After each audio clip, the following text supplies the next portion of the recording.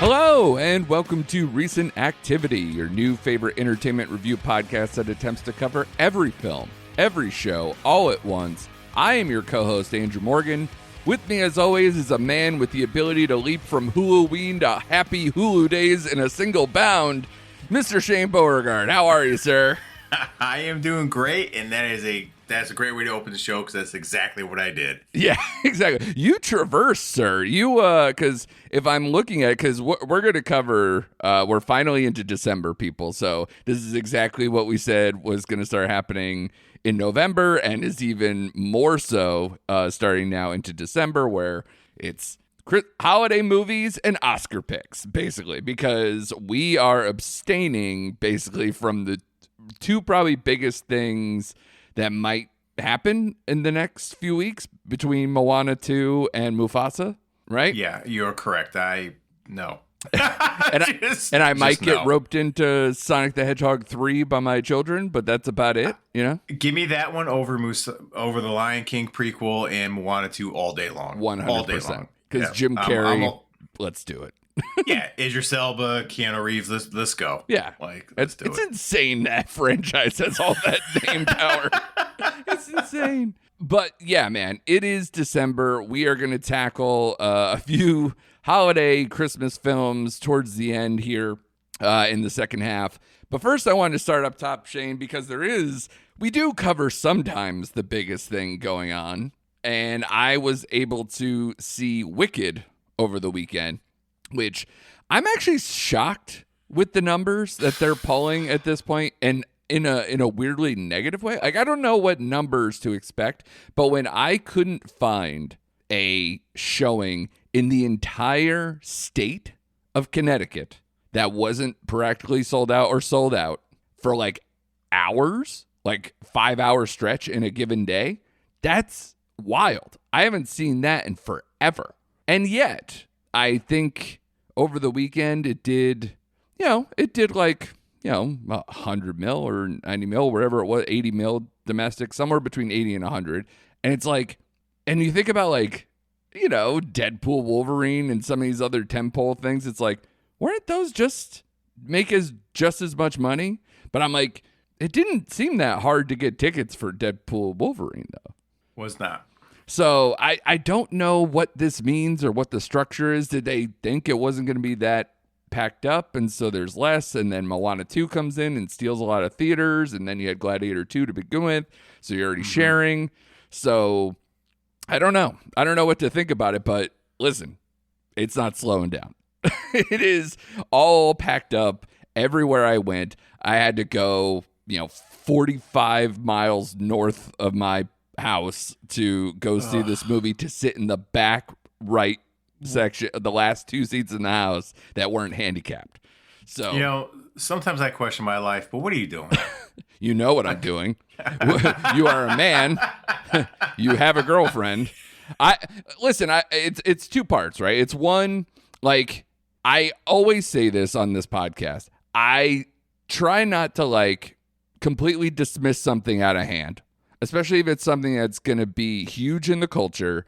And also because I care about the Oscars, if this is something where somebody's going to make a pitch to where this is going to be in the best picture conversation, or have a chance at winning said best picture because it's a weaker year, I want to see it for myself to go, are you people crazy?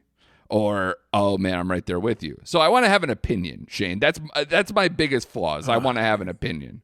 Right. Better man than me, sir. Because look at the numbers. It's 8.1 on IMDb. It's a 4.1 on Letterboxd, 73 Metascore, 89 and 96 respectively for Rotten Tomatoes between critics and audiences.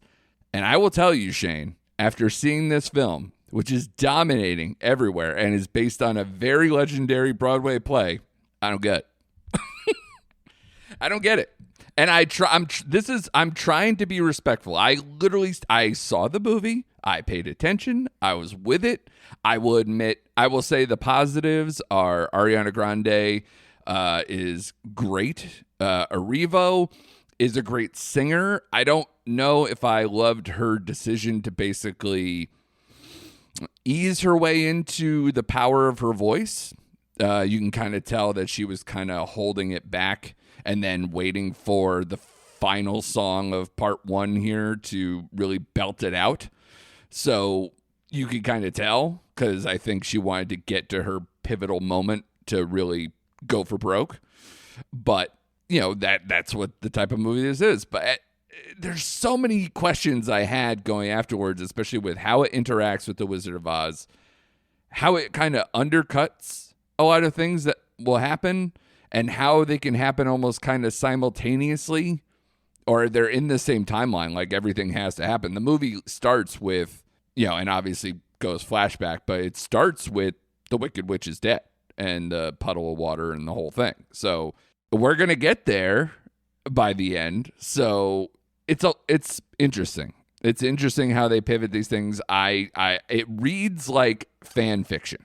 And I think I said that to you. And it's so weird that, like, I'm a person who I've criticized. I love Lord of the Rings, but I've criticized the Hobbit movies for being not only, there were 3 of them, right? They built that into a trilogy when that should have been one movie, because guess what? Spoiler alert, there's an animated version. It's one movie and it's great.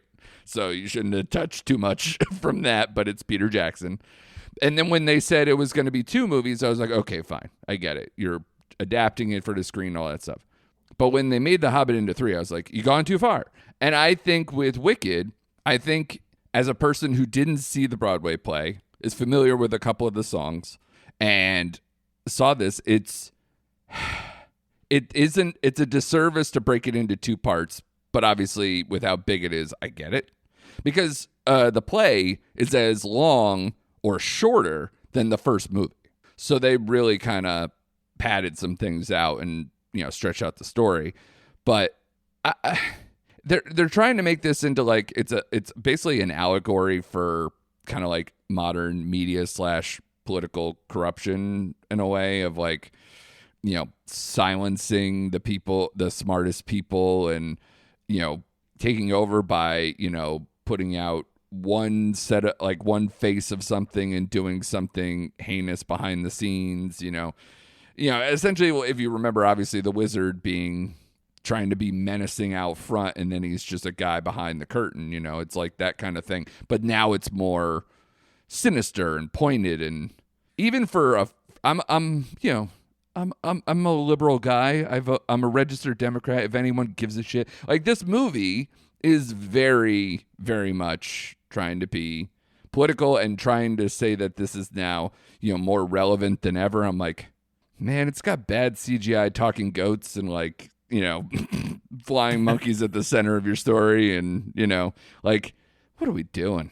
I just couldn't latch on. I tried. I really tried.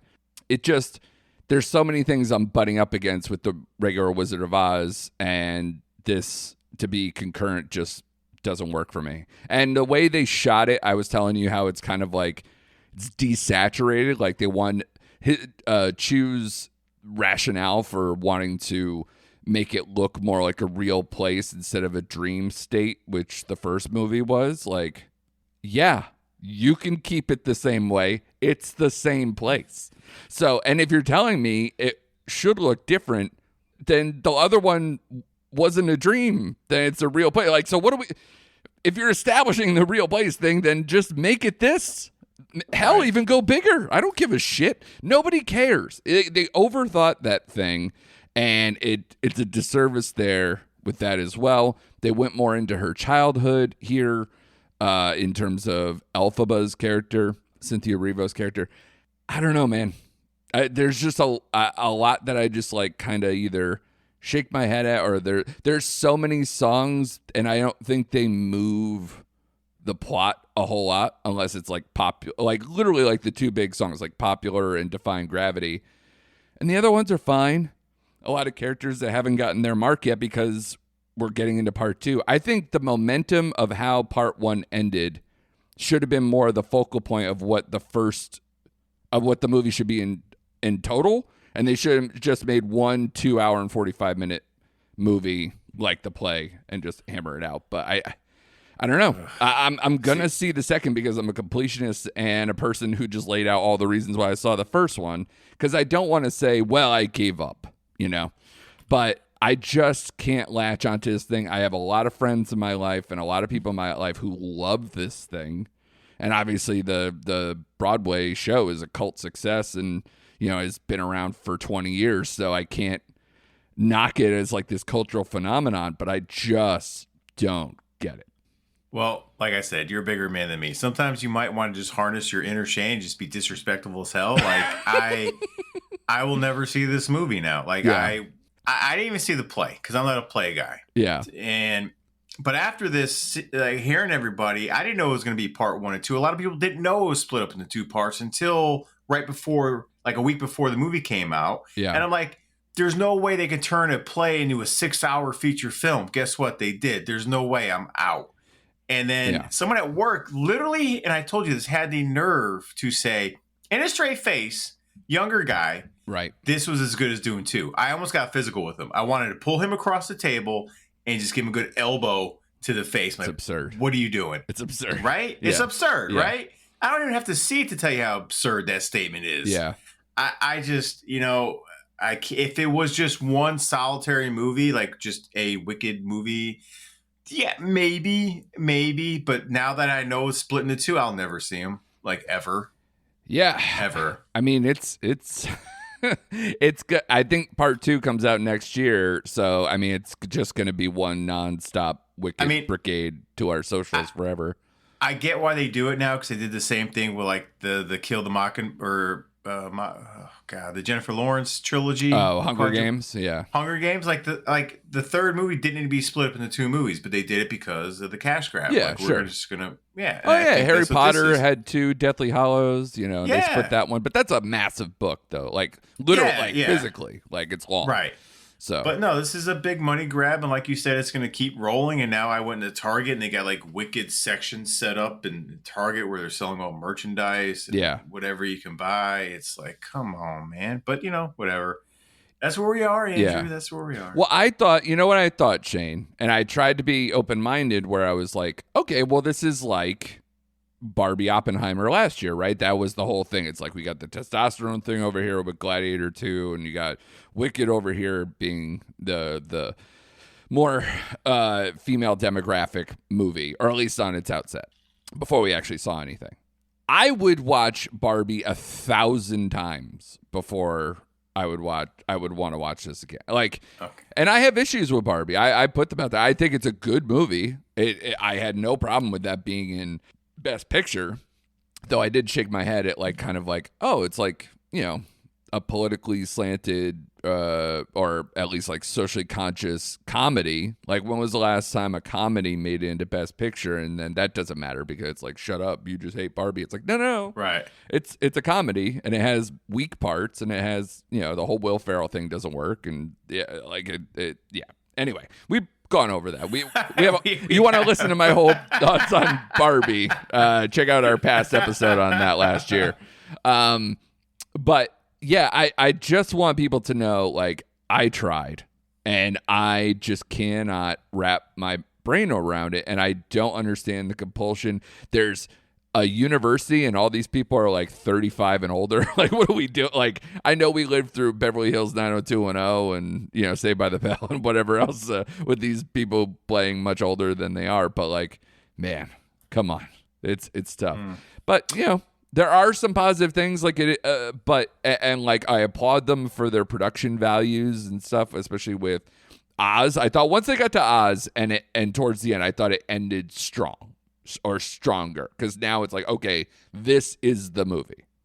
But even then, I'm like, oh man, that can't happen if we're anywhere near The Wizard of Oz, because this was intact. This isn't right. Like, I'm pointing at things, and like I'm just getting eye rolls from like anyone if I start pointing stuff out. But yeah, I tried, man. I tried. So, how would you rate the movie? I'll give it a 3. Because I think it has enough production values, and it ended strong, and the The quality of singing is there. Although I don't know if this happens a lot. There's sound issues with modern cinema in general, but there are a lot of songs where I'm like, what did she say? Like just, and then like the background singers, I'm like, oh, that's what she said.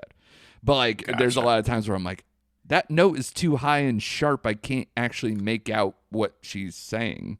So there are moments, but yeah, I think there's enough things there to give it a chance and watch it and lean into, okay, well, maybe part 2 will shut up some of the things in my brain or make it less concerning. But as of right now, I don't get it.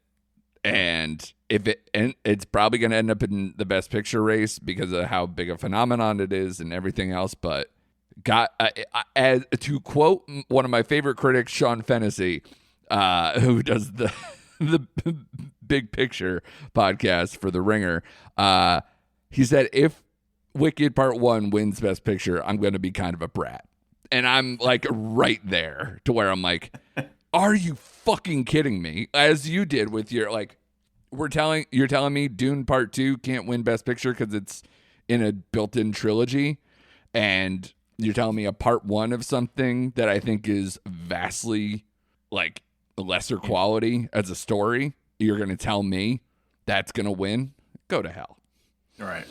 So, well, I hope all the listeners out there really appreciate the work you're putting in for. No, they're just going to be like, oh, we all loved it. What's wrong with you? That's what's going to happen. I know. Because one of us saw it, and we should applaud you for that because you did the work. I refuse. I appreciate it. Though, shout out to the people who, I think there were a few people who may have walked out of my showing, and then there were some people who went, did you know this was a musical? Those people are very special people. So congratulations. Welcome to the culture. Welcome to 2004. So thank you for that.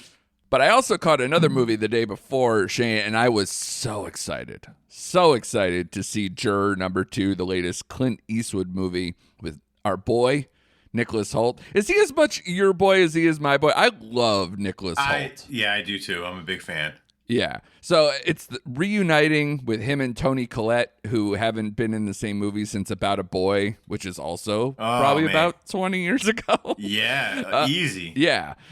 And it's got a stacked cast. It's got, J.K. Simmons, like I mentioned, Toni Collette, Nicholas Hoult, Kiefer Sutherland. Like, it kept getting better and better. Zoe Deutsch, Cedric Yarborough, if anyone's a Reno 911 fan, I was shocked to see him have like a meaty role here. So there's a lot. And I was quite impressed with the cast. Like, it kept coming at me in waves because it's like people who are on the jury, but then they'll be like, all right, well, here's like an advisor role guy, and it's fucking Kiefer Sutherland. Or it's like, oh man, here's a new guy on the jury, and it's, another big name person. And I'm probably forgetting people. So stack cast.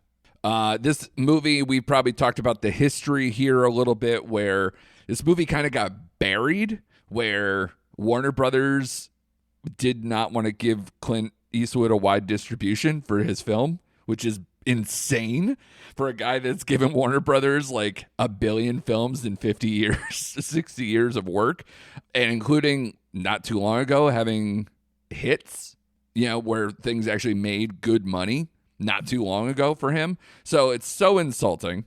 And then like the early critical scores were like, no, this movie's really good. And it made me even more mad that it wasn't getting a wide distribution. They didn't change their stance. As far as me in Connecticut, I couldn't see this movie. And then they announced like the HBO Max date. And it's like, the 21st. I think it's like a few weeks from now. And all of a sudden, Shane, out of the blue, this popped up in one theater in the middle of Connecticut, and I was so excited to be able to go get it. And my screening was full. I saw that they haven't released numbers for what they made domestically because they put in so little theaters, so they probably didn't want to even announce it. But Shane, this movie made $16 million overseas, probably without even trying, because of how little effort they're putting here. If they just did even a little bit of that, they would have easily made 30, like Conclave money, I would think, right? Right. Just the names alone in a courtroom thriller with my big thing with this movie, Shane, is I love a moral quandary. And this movie, as anyone can see from the trailer, if you've seen the trailer, this is a movie that is chock full of it and twists and turns and bends to like what people can and can not get away with. It taunts, like it kind of rips apart like the moral fabric of a person, and it looks into like the judicial part of it too, where because the movie, and you know this, I'm just saying it for the people out here, the film is about Nicholas Holt's character, who's a family man, pregnant wife at home. He's serving as a juror in a high-profile murder trial. He finds himself struggling with a serious moral dilemma, one he could use to sway the jury verdict and potentially convict or free the wrong killer.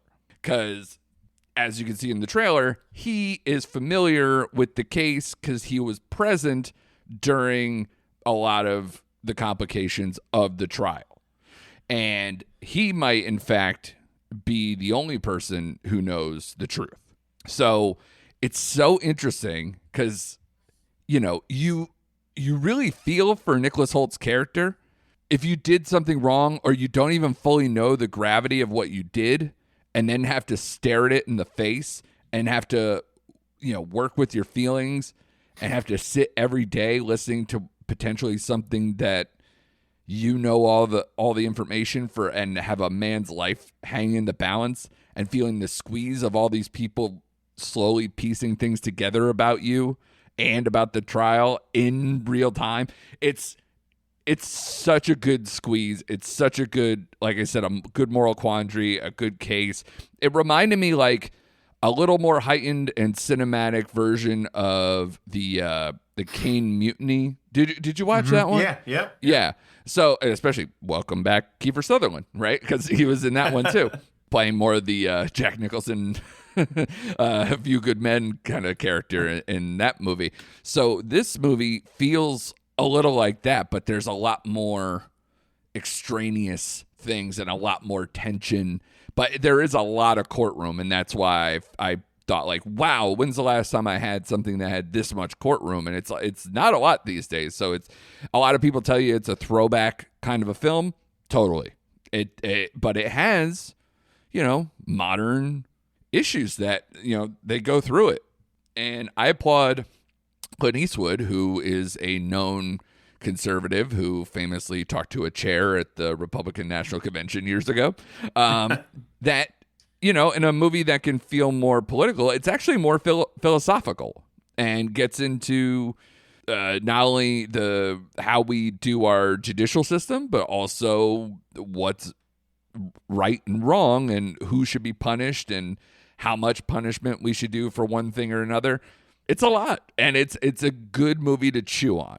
I thought it was going to be like I had high hopes, super high hopes, and maybe that's why I'm going to sound ridiculous after I'm saying all this. I think it's a strong 3.5. Okay. I couldn't fully get to a 4 on it. I might later, but I applaud all the things that this movie represents, especially for a movie that's under 2 hours and gets all of the, like, squeezes everything out of the story, almost to, like, probably maybe some people will think it twists and turns a little too much, but nah, I'm good. It has a lot. So when it comes out on Max, or if it does happen to pop up in a random theater by you or anyone else listening out there, go check it out. Totally worth it. It's on my list. I want to see it. And I was kind of hoping for it this week because I think I messaged you like, man, I got all this time off of work, but I saw everything in the theater except for Wicked and Moana 2, which are on a no watch list with me. So I'm like, yeah. I'm kind of like hoping. I was kind of hoping they would pop this in. Like you said, just kind of pop it in for a couple days or a week around the holidays because I was ready to take off and go see it, but it never came. So I am really waiting for this movie to pop up on, for me to rent or on Max, or maybe they will who knows, pop it in a theater. So I'm ready, man. I'm excited to see this movie. Yeah, perfect counter programming, right? Especially for this time of year, for all the things that we just talked about. It's either holiday films or some major blockbuster coming out in the movie theater. This would have been that nice, just simple, like right across the plate movie that you'd be like, yeah, god damn, that feels good. Yeah. So good job on Clint. I wish this movie got a better distribution and more people have seen it, but I definitely hope people do get to see it. And check back in with us when it comes out on Max, or if you are able to see it or have been able to see it, please. I'd like someone to talk to about this movie. It's instantaneously like I'm so happy to be able to see it, and then like you look around like and like nobody's fucking seen this movie, so it's a shame. But I hope people enjoy it when they see it. Like I said, early reviews has a 7.2 on IMDb with a 73 Metascore, which, by the way, is the exact number Metascore as Wicked. Yeah, I picked up on that. So, just saying, maybe one might be a little overblown by everyone else who isn't the top critics in the country. But let's get to it, Shane. You did a lot of the hustle on the holidays here. We are in December, as I've noted many times, and I kind of want to get into the spirit, right? Like you watched four holiday movies, which to some people is low by this time of year, because a lot of these movies have started once November started. So I can never really get that way. Like, I'm not that guy who like gets into watching holiday films as soon as Halloween is over. It's not me. But I'm with you. I'm a post-Thanksgiving, let's get into the Christmas movies. Totally. Absolutely. And especially once December 1st happens, I'm like, all right, let's do it. I can handle 3.5 weeks of the holiday season. Let's do it. Let's bust out the playlists. Let's put up the tree. Let's, do the whole thing and watch some of these movies. And let's go through it, because I watched a couple. I've been talking forever, so maybe I'll start with the ones that I haven't seen. I want to hear first. Okay, so I looked at the scores, and I've heard some people talking about some of these movies. And I want to lead off with Dear Santa, because this is by far the lowest score of all of them. And I heard from our friends, my buddy Mike from Mike and Oscar, he noted that this might be the worst movie of the year. And I am like, oh, God damn it, because I'm sitting here looking at Jack Black. I'm looking at it's the Farrelly brothers, right? Yep. Them returning, doing some comedy. And I'm like, man, that sounds like a good time. And as soon as it started getting bad reviews, I was like, oh, right. Jack Black's been in terrible shit the last few years. Like, the run of this movie, the Minecraft movie, and doing a voice in Borderlands might turn out to be one of the worst runs in a while. But I'm hoping you tell me otherwise, because you would be more the optimist, because I assume you are a Farrelly Brothers fan. I am. I assume you have at least some affection for Jack Black over the years. So did this, in fact, stink up the joint? Yes. Damn. Yes. It is objectively bad. So, worst movie of the year? Not even close. I mean, not even close. It's bad, but it's not the worst. We've been over and we've watched the worst films. I've talked about them on here, and it's not. Yeah. Sorry. But it is objectively bad. And it's not for a lack of trying on Jack Black's part. I thought he was perfectly cast as, I'll use air quotes, Satan in this movie. He was fine. And is he supposed to be Satan, or like an envoy for Satan, like one of Satan's messengers? Or did they not really paint that? Yeah, I don't want to spoil it, because that kind of, you get that reveal at the end of the movie. Yeah, okay. But he is an envoy, right? But the problem I have with this movie, outside of not really being funny and really didn't give you that emotional grab that it should have. Yeah. I kind of feel, you know how we talk about the Coen brothers and like they're better when they're really together, but they're like different when they're apart. Yeah. It's kind of the same thing with the Farrelly brothers. Like one, Peter wrote this. He wrote this to other people, Dan Evan and Ricky Blight, but it was directed by Bobby Fairly. Okay. Yeah. So I just feel like they're better when they're both writing and like both sharing director duties. Like this is a kids movie. This is a PG toned down Fairley Brothers comedy. Yeah. Really catered for kids. But again, it felt like, and I'll echo this because you'll hear this in a couple of the movies we talk about. Outside of being set at Christmas and having like one scene like in a Christmas carnival, it didn't give you that feel of a holiday Christmas movie at all. Yeah, we are going to talk about that, especially the movies that I was able to catch. And I think that's what like really killed this movie for me, because basically you get movie stars Jack Black, you get Keegan-Michael Key is in this for a little bit. Hayes MacArthur, Post Malone has a big cameo in this, okay. right? Yeah. And that's about it. But like you get this boy who's he thinks he's writing a letter to Santa and he writes it to Satan. And now they do explain that he's like, is it dyslexia? Yeah. So he gets letters confused. So I was like, all right, that's a cool way to explain it rather than him being a complete dum-dum at 12 years old, right? Yeah. So, and then Jack Black has like a genie gives him like 3 wishes. If he gets the 3 wishes, and Jack Black gets the soul. So that's like the premise of the movie. This kid has like a tragedy that happens in his life that he's trying to tell his best friend, but his best friend's awkward and it didn't work. And Jack Black says at the very beginning of the movie, now this is where it kind of like pissed me off at the end, because like the one thing I can't do like genie is I can't change the past. Right. Well, in this boy's last wish, he changes the fucking past. Like he literally did the one thing he said he didn't have the power to do. Right. Now, because this kid because of this tragedy, it like causes a rift between the parents. Mother and father is going to get divorced. He's kind of like trapped in the middle here. He just wants out. Only has one friend. He's unpopular. Yada yada yada. Jack Black brings like the inner confident young man out, staying up for yourself. Go try to get the girl kind of movie. It's cute in parts. Like the Post Malone stuff was actually cute. And again, Jack Black was good in this movie as best he could be. I thought like one of the best parts was a cameo by Ben Stiller at the end. I was surprised to see him. Yeah, we'll get to him later. Yeah, he was fine. It just didn't lack. It lacked that Christmas punch, that emotional, because it tries to give you that emotional payoff at the end, but it didn't earn it. And after a while, you saw it coming when he wished his 3rd wish. And I'm like, again, it shouldn't have happened because Jack Black said he couldn't make it happen. It just didn't have a connection to me. And again, it just fell flat. It was just like a mediocre Christmas movie. Right. And it's not even a Christmas, but it is a Christmas movie. But yeah, it was mediocre, man. It's harmless. And again, it is a kids movie though. It's like, it doesn't have like that like adult humor that's hidden in here. It's pretty much a flat out kids movie. Yeah. So how would you grade it? A 2.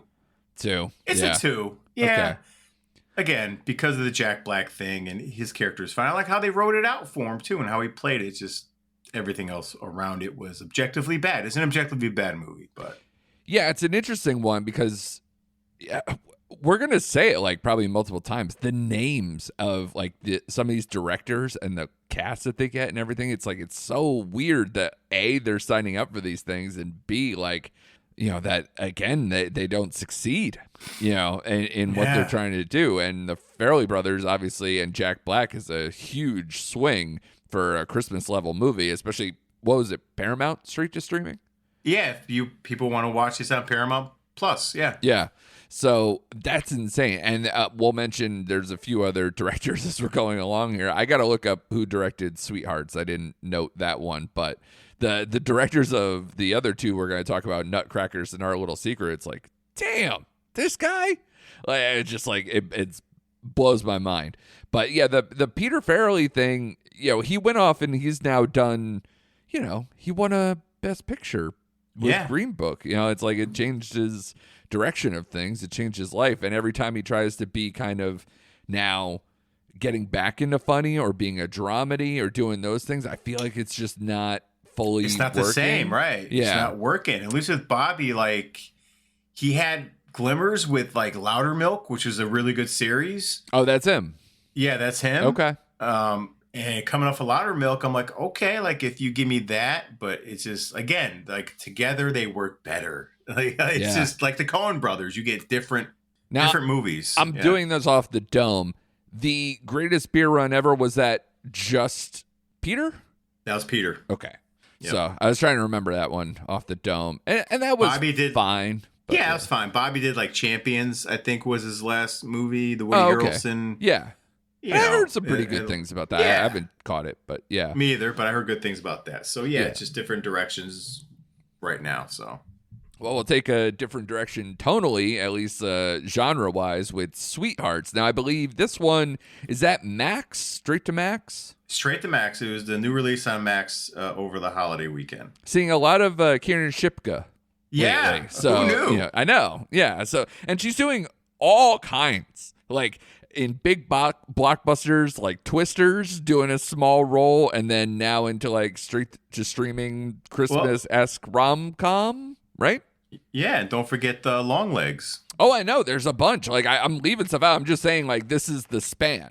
It's like she could do straight to streaming Christmas rom-com, but she can also be in massive blockbusters. She could be in a horror movie. She's all over the place. So good on her. I like her. Nico Haraga, who I've seen in a couple things. I saw him in Moxie because it's a Netflix original film directed by Amy Poehler that was pretty good. That I caught. He was good in that. He was also good in Booksmart. So interesting tandem. This movie has probably the least known director here of Jordan Weiss, who did Dollface for Hulu. That's all I really have known. A little stuff with like Harley Quinn maybe, but really known for like one thing. So how is this one again? Because we are switching stance. He's also going to be the writer. He's the writer for the upcoming Freakier Friday too. So he's a person on the come up. I don't know does that sound like it fits well, given what this was? Kind of. Okay. Kind of. It's not terrible.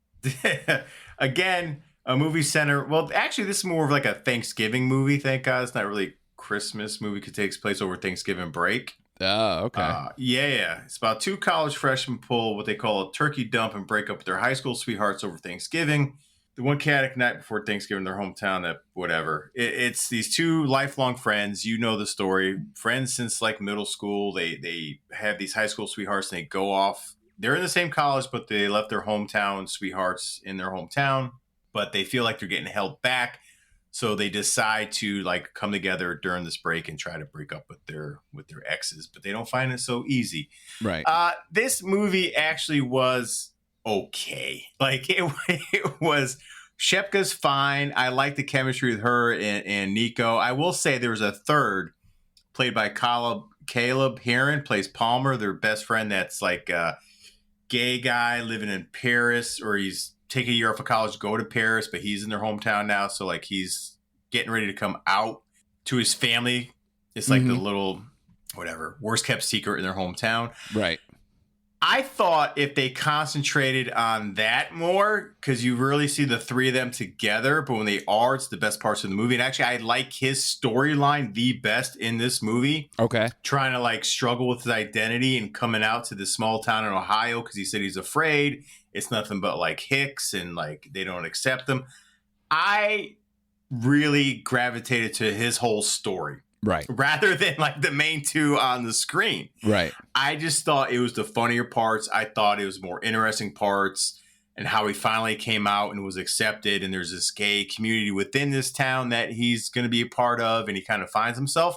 That part was awesome. Okay. Everything else could have been funnier, should have been funnier, had the workings of a funnier movie, but it just didn't have any kind of comedic punch to him at all. It's like they just had the setup for the joke, but the joke kind of fell flat. It could have been like any kind of college drunken weekend movie that's funnier. I can't think of any at the top of my head. Sure. It just wasn't. It just wasn't. And I will say though, like, spoiler alert, like you always think they're going to end up together because that's what kids do. They're my lifelong friend, but now we break up. Now we're going to be together. They didn't go that route, and I do appreciate that about this movie. They find out that they're not sexually attracted to each other and just going to remain friends throughout it. But like a good premise, a good setup. Now, because there was a party scene, I know it just entered my head, where they show a full frontal of someone in their dorm. Okay. And I was like, oh, is this going to be one of those comedies? Like a raunchier thing?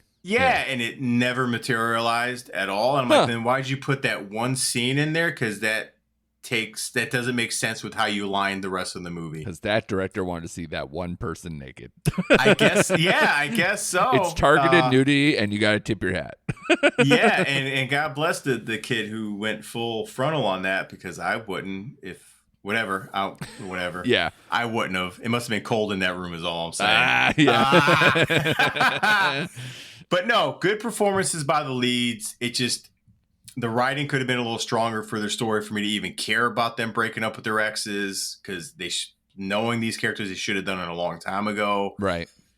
But man, they did have a good side story, and I wish they would have leaned into that and the three of them together a little bit more. It would have been a more effective movie. So all in all, I gave it a 2.5. It's harmless. It's on Max. You might enjoy it. Like, Shepka's fine. She's the reason why you watch this. And there are some decent parts to this. It's just not filtered enough for me. Yeah. Well, I'll move into the next film here, Our Little Secret, which is the Netflix film that I did my review on this week, starring Lindsay Lohan, Ian Harding, Kristen Chenoweth. There's a ton of people in here, dude. A bunch of former SNL people. You got Tim Meadows. You got Parnell.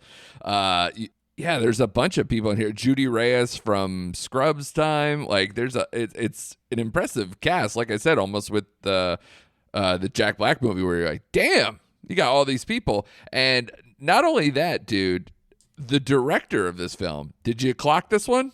Because you're more of an 80s guy. You're a little bit older than me. Stephen Herrick. Are you familiar with the name? I am not, but I'm sure I'm going to be now. Bill and Ted's Excellent Adventure. Critters. Shut up. Mr. Holland's Opus. Oh man, the Three Musketeers. So let's count backwards from 101 Dalmatians, Mr. Holland's Opus, the Three Musketeers, the Mighty Ducks, Don't Tell Mom the Babysitter Said, Bill and Ted's Excellent Adventure, and Critters. That's a hell of a CV, right? Holy shit, you just blew my mind. Yeah. And now this guy's making a Netflix Christmas movie with Lindsay Lohan. So it's tough. Listen, get your money, get your work. Yeah. You were a big part of my childhood. Do what you got to do, man. And not his first Netflix movie. He also did Afterlife of the Party years ago as well. But I was just like, oh my God. When I was doing my research, I was like, holy shit. Yeah, that's quite the run, man. Yeah. But with all that said, this movie, you can see my review on what's on Netflix.com. I gave it a 2 out of 5. And this movie felt like so mechanical. Like, I can't believe human beings wrote and directed this. But like, there are moments that are fine. And Ian Harding, I thought, was actually quite good for a guy that I didn't really know. But for so many people that I love in here, this is a movie where you were like, from the last movie, you're like, oh, I respected that they didn't get together. This movie couldn't have been more obvious of what it just had to do, like an assignment, and tried to be like funny and quirky in between. And boy, just, I don't know, like just they can't figure out what to do with Lindsay Lohan, and I think it's very odd. Even considering I like Falling for Christmas, the first one that she did, and even then, I didn't love it, but I thought they did at least a better job of like making like a fun enough Christmas movie. This movie is barely Christmas and is almost just a straight rom-com. And I noted in the review, like, that opening animated sequence thinks we're in fucking It's a Wonderful Life, and then all of a sudden it's just this weird, quirky streaming rom-com that doesn't quite have enough rom or com. So I didn't know what to do with it. So what did you think? Are you on the same page or no? More or less, I'm on the same page. Okay. It's not as good as Falling for Christmas. Yeah. But it's definitely a hell of a lot better than Irish Kiss or whatever. Irish Wish, yeah. That's a travesty. Right. Yeah. That's a travesty. Yeah. But I think we have to come into the realization, and I do like Lindsay Lohan. I do. For whatever reason, call it sentimental, whatever. I think we just have to accept the fact this is where she is in her career. Like doing the Lacey Chabert of Netflix. Like, that's kind of where she's at, man. Well, she's this, and she's doing the her previous career reunion tour, because she had the cameo in Mean Girls when they redid it recently, and then she's now going to be in Freakier Friday. So, right. Is there another Herbie the Love Bug movie coming too? Like, I don't know. I don't know where this all ends up, but I would wish that she has a little bit more left in the tank to do something a little bit more than this. I do too, because I do like to see her on screen. I do. And this movie, again, it didn't feel like a full-fledged Christmas movie at all. It again, it wasn't really romantic enough, and it really wasn't funny enough to be a full rom/com. It just wasn't. It like teetered that line. It just didn't commit to like anything really. I mean, you had the makings of it, because you had like Caleb, the weird brother-in-law. I thought he was set up to be like a funnier part of that dynamic with his mischievous, blackballing or whatever, blackmailing ways. It just never happened. Like, the cast of characters didn't seem to fit together. No, not really. And to really have like Tim Meadows and Judy Reyes like do next to nothing or just be kind of normal, I was like, what the fuck? Yeah, next to nothing. And even the other SNL Parnell. Parnell he had one scene. Yeah, he had one scene in the whole movie, and he gets to be kind of reserved. Yeah, absolutely. I just felt this movie, again, was flat all the way around. It just, I don't know. And again, it felt more Christmassy than Dare Santa, for sure. Which is insane. But I get it. Yeah. They at least like exchange gifts, and it's their tree doing all that stuff. Yeah, but this was like you said, a paint by numbers mechanical production and writing of a movie that you could see coming a mile away. Yeah, it just didn't have anything to grab you. Or I don't remember a scene I actually laughed at, to be honest with you, in this movie. Or I at least was a little on board for her being high in church and them getting into Cool in the Gang. You know what I found awkward? I'm glad you brought that scene up. Yeah. I don't know why I call it the whiteness in me, but did you feel a little cringy when they played the Cool in the Gang song? The only two people that were singing at first were the black women. Yeah. And I was sitting there like, is any white people going to chime in and start singing the song, or all black people just going to get up and sing Casey and the Sunshine Band? I'm glad you felt that, because I saw the first woman pop up and then another black person popped up. I'm like, oh man, I feel really weird right now. Yeah. I'm glad. And that was right after the Virgin Mary statue is talking to her, and you're just like, this isn't that kind of movie. Yeah. I'm like, okay. Yeah, I'm glad you caught that, because I felt really awkward watching that. But no, this is all in all, I gave it a 2 as well, man. It's just disappointing. But we'll talk about our last movie here. But like, I was thinking about all the Halloween heads out there, and it's Halloween season, and I'm trying to be more of a Christmas movie guy. And like, I get it's a different kind of movie. It's more cheese and Hallmark and stuff. Yeah. But come on, guys, like, really give me something to work with here. Like, I'm trying, people, but your movies aren't doing anything for me, man. Yeah, I think I'm somehow being incepted to where I'm eventually going to end up by the end of the season watching Hot Frosty like in its entirety. That's my next go. Yeah, because I'm like, should I watch Lacey Chabert and Hot Frosty? Because that's getting at least better talk than this movie. So again, what a lot of people's concern with these, or their conceit if they like them,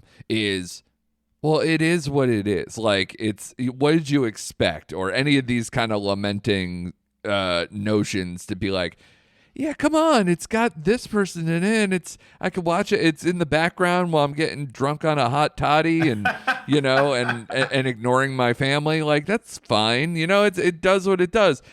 I don't ascribe. I have a hard time ascribing to those type of things. Yep. And even for its own fairness, I do that during Halloween too. I just scare me, or at least give me some fun, whatever during that whole thing.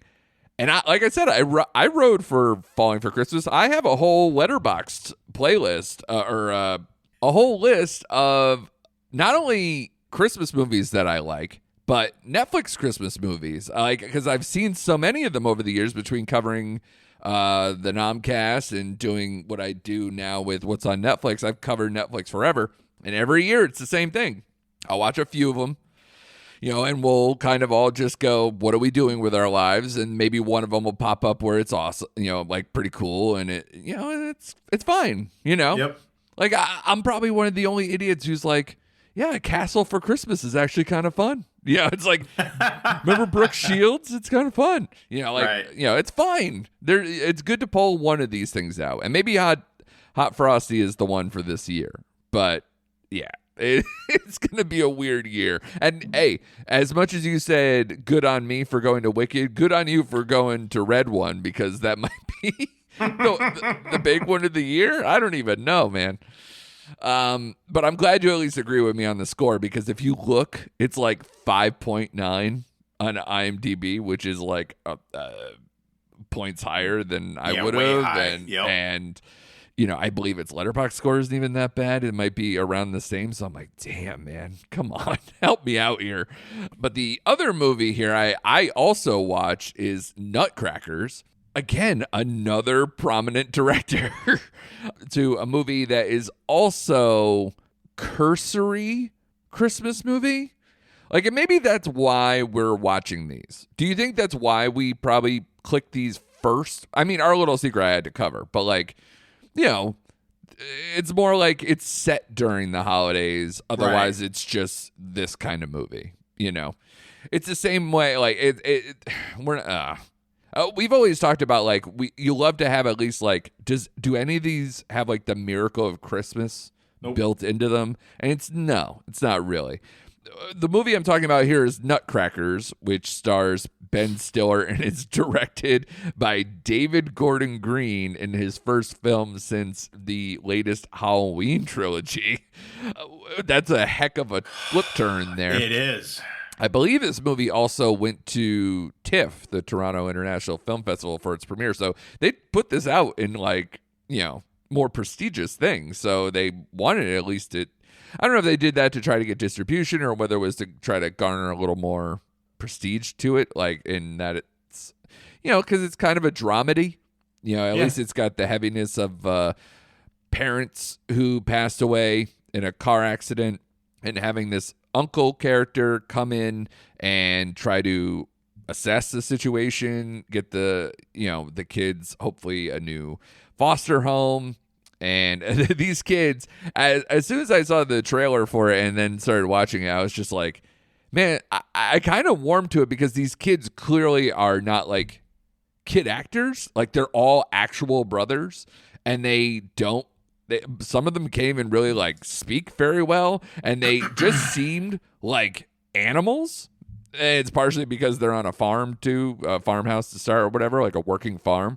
But those kids were probably at least like what grounded this movie a little bit more for me, because these kids seemed real, at least until the end. And then it became like a whole to do. But I rode with this movie for probably the whole like first half, first 2/3 maybe. And then like I really thought it got like, oh, this is how we're going to end this, this obvious oversaccharine, awkward kind of an ending. But, again, it was good to see Ben Stiller. It's good to see Cardellini. It's got some charm. It's also kind of so quirky and weird that I think it's hard for people to maybe completely wrap their arms around this movie. So, yeah, it kind of just fell in the mid zone for me. How'd you feel about Nutcrackers? Similar. Again, because of the cast. You also have Toby Haas, who I really like in a lot of films. Oh, who played the rich guy? Yeah. And you get Edie Patterson from Righteous Gemstones in here. So good cast. It was good to see Ben Stiller, like kind of like mid-2000s form, I thought. Yeah. And, what hit me was like, why did you choose this movie to come back to? I don't know. I thought Linda Cardellini was kind of wasted. I would have liked to see more screen time with her and Ben Stiller together. But yeah, I mean, they really... Because it's that push-pull, right? Where it's like he needs more time with the kids. Yeah, with the kids, time. Right? So, and they didn't want to make everything seem so obvious, but it got to where it needed to anyway. Yeah, it did. It was fine. And the kids were great. I thought the kids were great. Again, I was expecting funnier, especially with the first half of this movie with the farm. There were some good parts. I really had the vibes of Overboard. as far as the kid dynamic goes, that's exactly what I thought. Are you dating my girlfriend? Because Stephanie said the same thing. All I kept thinking was overboard, overboard, overboard. She will kiss you on the mouth if she ever meets you. Go ahead.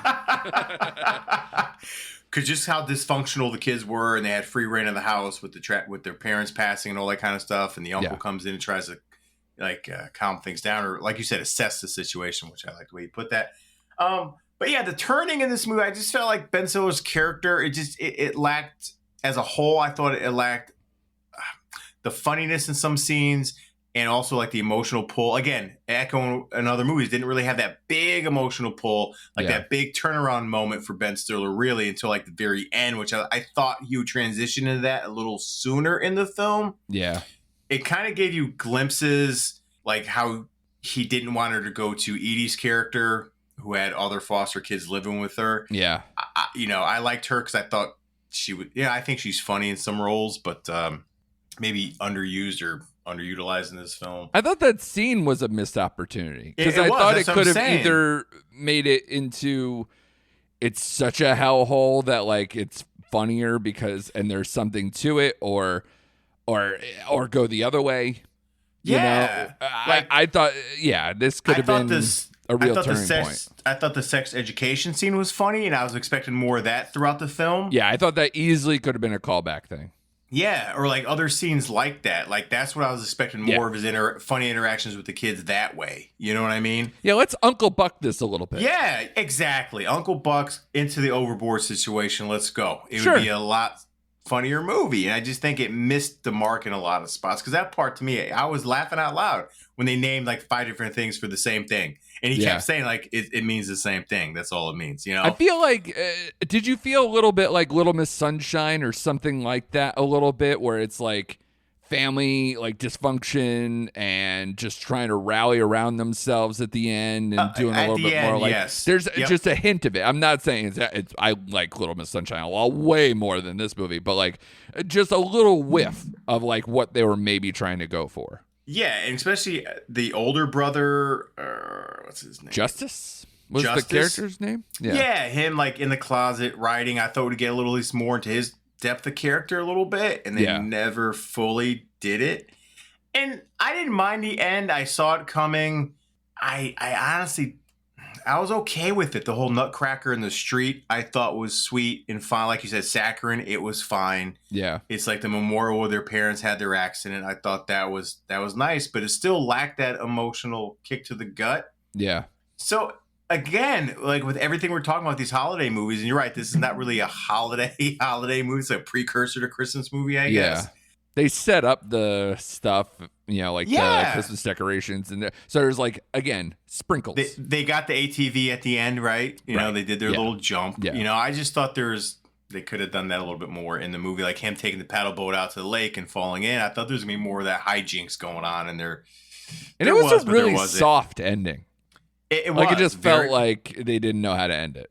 Exactly. It's the whole Ben Stiller transition from a cold uncle, like call me Michael, my name is not Mike, to like, it just didn't pay off for me at the end. I didn't get that payoff with them. So yeah.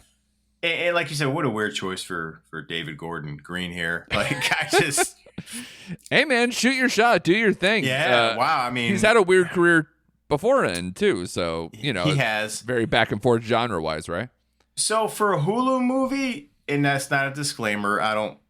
It's harmless. I gave it a 2.5, a decent 2.5. It's not a weak 2.5. I just gave it a solid 2.5 just because of Ben Stiller and Cardinelli and the kids and, the shell of a movie which they had. And there were some moments of funny and emotion. It just didn't have enough of it for me to really commit to this movie. But yeah, it's a solid 2.5. Yeah, this movie begs for the Andrew cheat code of 2.75. It does. It really does. It's a strong 2.5 week 3 zone thing. And, exactly. And I think mostly that's where the scores have gone. Although on Rotten Tomatoes, I mean, Jesus Christ, it's getting beat to hell. It's got a 34. I was like, that is uncalled for. It is. It really is. And again, I'll say it's nice to see Ben Stiller back in a movie. Which, by the way, that 34 is the second lowest of the 4 movies we mentioned. Are you serious? Yeah. Because Dear Santa's got 31. So it's closer to that. And then 53 for Sweethearts and 40 for Our Little Secret. And it's better than all three we just talked about. I only watched 2, but it's definitely better than Our Little Secret. And it's better than Dear Santa and Sweethearts. So it's at least interesting, right? And has a lot more meat to the story than any of these, like, just cookie cutter or, like we said, mechanical or just run of the mill as, whatever. Yeah, whatever that genre. And not to belabor my point or drag on about this movie, but the scene I liked as well too is all the chaos in the house and these kids are like off the chain. There was that one scene where they came together and they did all their chores themselves because they knew they had to maintain that farm. You know, and they were doing the hay and milking the cows, and I thought that was cool, and I wanted to see a little bit more of that maybe injected into this movie. So whatever. Yeah, honestly, if the older brother was just a little bit older, it would have been a better story to be like, oh, well, he could just take things over, know, and just like, have a case to just keep them all together and stay exactly where they are and do whatever, like, and have one of them be like a little more upfront and a little more together. But I guess it's fine. Yeah, he was Stiller's a good stabilizing factor. I wish there was a little more complication. You could just kind of see where it's going to go the whole time, and it goes there. So, it's a good grouping, so it's a good enough hang. Yeah, it is. It is. And again, out of all the 4 I've seen, it's the best of the pack of 4. It's the best one out there. So people go see. We're watching Nutcrackers, Hulu. Yeah. Of all the ones we said, like you said, that's the one that stands out for me. And even with your other ones, I don't even know if I'd even click play on Dear Santa at this point. Sweethearts kind of is in my zone. Yeah, but I think there's so many options for December. But this is what I'm saying, people. Give me that Christmas movie because of all the 4 I've watched, it's like we've mentioned, it doesn't give you that holiday spirit. It's lacking the Christmas punch. Stop playing around and give me a Christmas movie, people. I'm trying here. I'm here for the month of December to watch Christmas movies. I'm committing this year. And Shane, you deserve all of the accolades for not only how you're handling December, but how you handled this year, because the mission accomplished banner is in front of you. You completely have crossed the finish line. We talk about this all year long. We try to get that magic number of 130 new movies of the year we're covering. So 2024, you have already crossed 130 movies. So congratulations. Thank you, sir. Thank you. It was a laboring task, and it took a lot. I didn't think I'd make it. I was faltering towards the finish line, but you know what? I had to channel my inner Rocky and say, get up. Climb those stairs. Climb those stairs and let's do this thing. So yeah, thank you, sir. I am at a shameful 121. As I've noted before, it's like because it's a weak year, I don't have like that propulsion to be like, there's certain movies where I'm just like, I guess I'll get to them at some point kind of a thing. I'll have no problem getting to 130 by the end of the month. I'm fully confident that I will cross the line. Oh yeah, you're going to cross the line. I think even just for like what I have to cover and everything else, like, yeah, it's got to be at this point. Yeah, you'll make it. And just be honest, between the two of us, I watch more, as you call them, Shane movies. Like I have Frank Grillo and that cast crew to thank you for getting me to like 130, man. Like, well, I will say, I don't know what your schedule is with your family and everything else for this upcoming week, but we have noted many times that this week is like probably the bright spot of December for us, because otherwise it's like blockbuster questionable dreck, or whatever as the month goes on. But this week is Y2K. Yes. It's The Order, it's Night Bitch, and it's Werewolves. So this could be like you really spiking the football because you're already across the line, and now you're going to do the Iggy Shuffle. You're going to, I'm going to need a flag for taunting at this point. That's right. Yeah. You are a Lambo leaping. You are right into December, man. So I hope it works out for you, because all these movies getting pushed into December is pretty interesting, especially because Night Bitch was like this potentially Oscar-y movie, but then went through the festival circuit and people just kind of went, we'll see. And I don't know anyone who just like rides hard for it, so we'll see. And then The Order, that trailer, God, if that movie's not good, I'm going to cry. I'm so into that movie. It's going to be harsh. And then your Frank Grillo time. You get that man. In a weirdo genre movie that looks like straight out of like 80s, 90s goodness with that. And then, Y2K, which you were looking for a lot with another SNL, as we've mentioned SNL a few times. Mm-hmm. Kyle Mooney's going to be behind. He's co-writer and director of this one. After his SNL days, he's done a few movies now. And it stars Rachel Ziegler and a few other notable people if you've seen the trailer. So that should be fun. So this week could be crazy. So do you have like an open schedule? Or are you going to try to go ham and watch like all these movies? What's going on? Well, I'm definitely going to have to make tough choices. Well, here's the thing, and I'm going to be pissed off, right? Like I'm going to be really viscerally upset. As of now, like the coming to theaters, like Y2K is this week for me.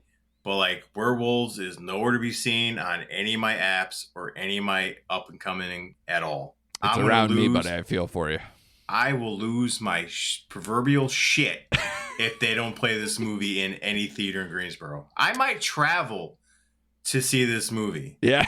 If I can find it. You might move back to Connecticut if you can get a flight. Like that's the kind of person you're devoted to your Frank Grillo. Absolutely. But yeah, that's not on the like coming out this week. That's not on my Regal app. So anyway, Y2K is a definite. I might have to make some travel plans this weekend to see Werewolves. The Order I don't even see coming out at the Regal theaters. So man, you are getting smashed down there in Hollywood South. I am, and it's normally not like that. You know what I have to blame? I have Moana 2 and freaking Wicked taking up all the goddamn movie screens right now. Hey, don't sell Gladiator 2 short either. That's quietly making like a handsome amount of money for a movie that I thought was really going to run out of steam. So let's take less screen times away from them three people and start giving some other movies some run, please. Did you see the box office haul for Moana 2? It's a crime.